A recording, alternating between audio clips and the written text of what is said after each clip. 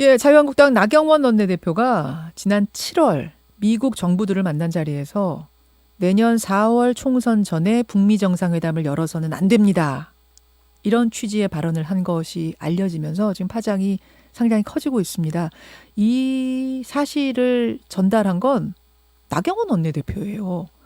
어제 그러니까 한국당 비공개 의원총회가 열렸는데 그 자리에서 이번 방미 성과를 설명을 하다가 지난 7월 이야기까지 한 거죠. 그렇게 되자 청와대 논평 바로 나왔고 여론이 들썩들썩합니다. 나경원 원내대표는 다시 해명을 내놨어요.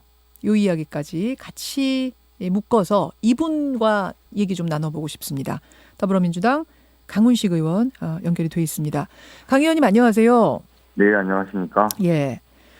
총선 전에 북미 정상회담이 열리면 부적절할 수 있다. 이런 취지의 얘기를 지난 7월 존 볼턴 백악관 보좌관 만났을 때 했다는 거죠? 네, 그렇습니다. 내용을 들어보니까 존 볼턴은 백악관 국가안보 보좌관 한국에 방한했을 때 나경원 원내대표가 그런 취지로 이야기를 했다는 거고요. 그리고 이번에는 또 저희 지난 방미 기간에 스티븐 비건에게 비슷한 요지의 이야기를 했다는 거거든요. 아, 이번에도 했다는 거예요? 지금 이번 건은 아니라고 나경원 원내대표가 얘기했던데. 뒤에 이제 그렇게 이야기는 했는데 이번 방면에서는 아니다라고 이제 뒤에 입장문을 내신 거죠. 예. 근데 이제 그 다수의 의원들은 그렇게 듣지 않았던 거죠. 어제 현장에서. 그 현장에서는 이제 성과를 이야기했으니까.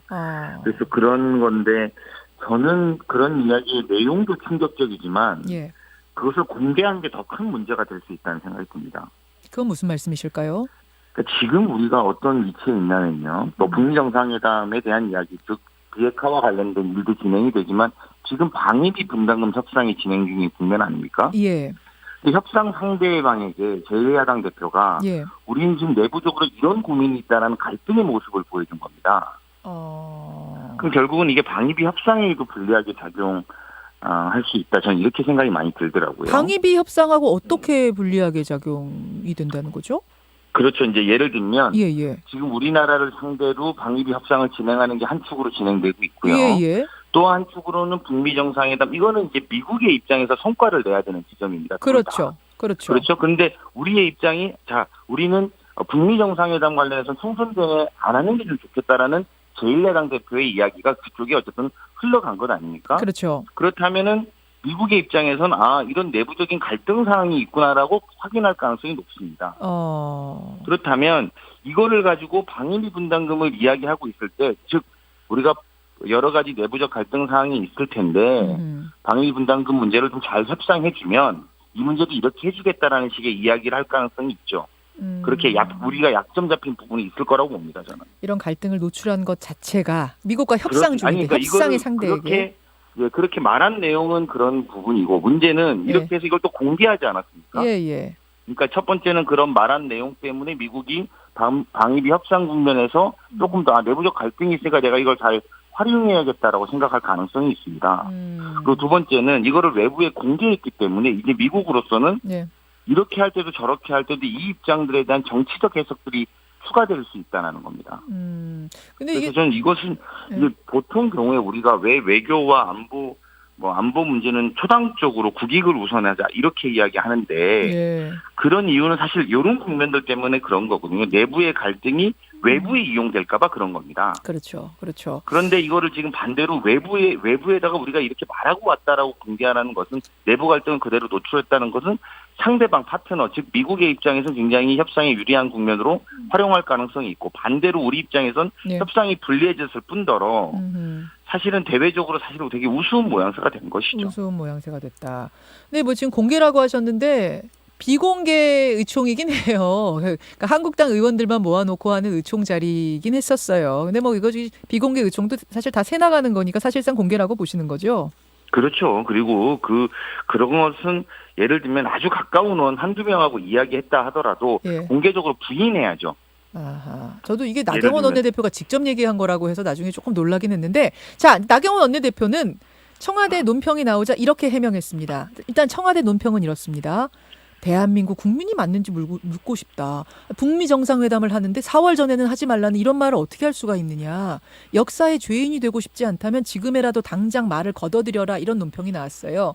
그러자 나경원 원내대표가 다시 해명 입장을 내놓습니다.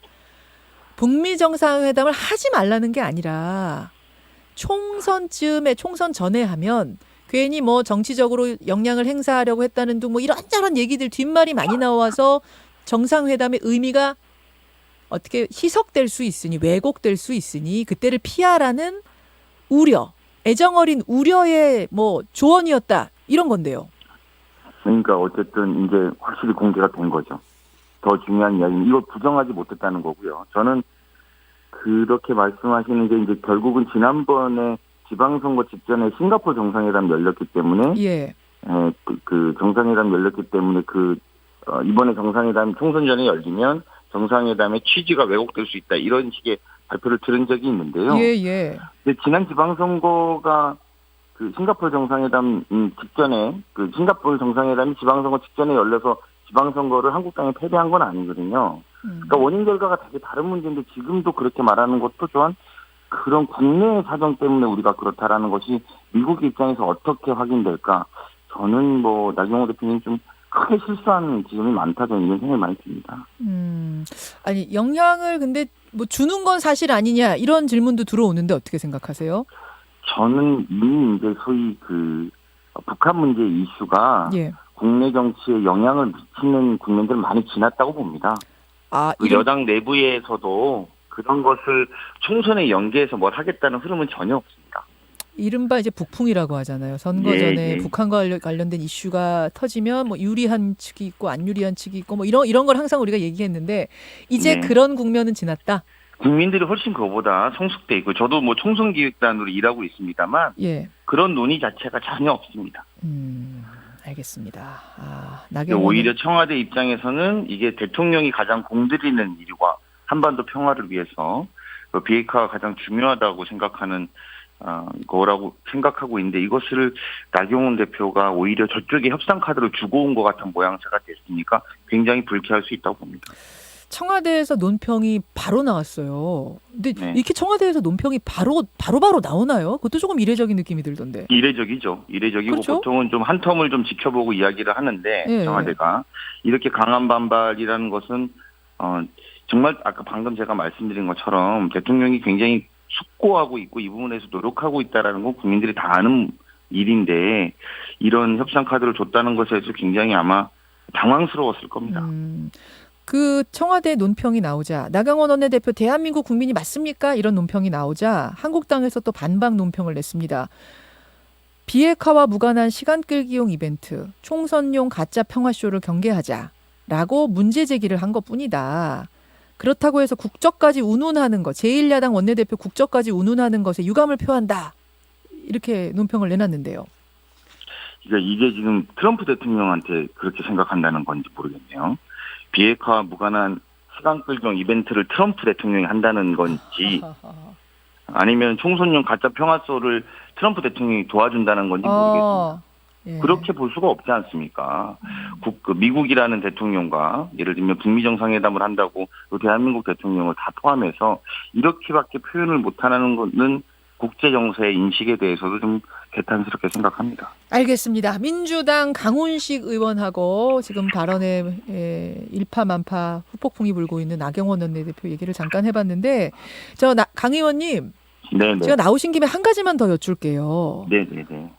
민식이법, 이른바 민식이법이라고 우리가 이름을 지은 그 법이 행안위 전체 회의를 통과했어요. 이거 이제 발의하신 분이 강훈식 의원이시죠? 네, 그렇습니다. 예, 참 어렵게 통과됐다고 얘기를 들어서요. 네, 어떻게 된 건가요? 어렵게 통과돼서 국회에 이렇게 아이들의 이름, 뭐 이제 하늘나라로 간 아이들의 이름에 붙어 있는 법안들이 굉장히 많습니다. 많더라고요. 근데 이제 그 법안들이 대부분 잠깐 관심을 가지고 또 이제 그 뒤로는 관심을 못 받다 보니까 관심이 끊어지는 과정마다 이제 사실은 되게 힘들었었고요. 그래서 하여튼 지난 9월 11일 날 고 김민식 군이 이제 학교 앞 교통사고로 사망한 이후에 사실 저희 같은 경우에는 불과 한 40일 만에 이 법은 통과가 될 수 있는 행안위 전체 회의를 통과한 건데요.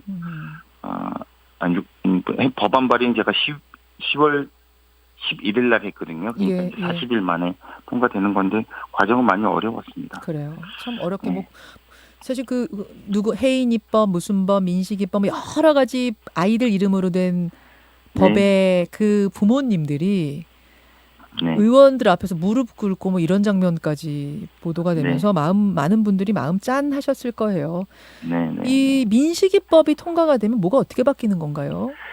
민식이법은 크게 이제 지금 이번에 통과된 행안위를 통과한 이유는 우리 지금 오늘 아침에도 이 방송 들으면서 출근하시는 분들 계실 텐데요. 학교 앞에는 스쿨존이 있습니다. 있죠. 전국에 스쿨존이 17,000개 정도 있는데요. 이 17,000개의 스쿨존 중에 과속단속 카메라, 신호등 그리고 그 방지턱까지 이렇게 과속단속 카메라가 설치되어 있는 비율이 5%가 안 됩니다. 대한민국 전체가.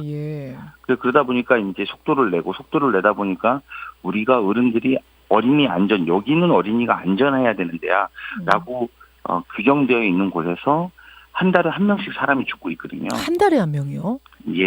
지난 5년간 통계가 그렇습니다. 총 59명이 5년 동안 통계에 그중에 13세 미만의 아이들이 34명이었습니다. 그래서 이제 그것을 이제 여러 가지 좀 규제나 좀 방법으로 좀 지원하자 이런 취지의 법안인데요. 도로교통법에는 과속단속 카메라가 임의로 설치하게 돼 있다 보니까 전국에 4.9%밖에 설치를 안 하게 되고요. 그래서 이거를 이번에 의무 조항으로 설치하게 됩니다. 의무로 하게 되면 이제 그런 여러 가지 눈에 띄는 표시 그리고 또 과속단속 카메라, 어린이 보호구역에 대한 확대 이런 것들을 좀 진행하게 됩니다. 그래서 이제는 그런 어린이 보호구역 안에만큼은 안전하게 어린이를 보호하는 시스템이 좀 가동된다 이렇게 생각하시면 될 것 같습니다. 알겠습니다. 여기까지 말씀 듣죠. 민식이법의 대표 발의자 강훈식 의원 고맙습니다. 네, 고맙습니다. 김현정의 뉴스쇼는 청취자 여러분의 참여로 이루어집니다. 트위터, 페이스북, 레인보우 게시판 그리고 단문 50원, 장문 100원의 유료 문자 샵 1212, 우물정 1212 통해 참여하실 수 있습니다. 김현정의 뉴스쇼 여러분과 함께 만듭니다.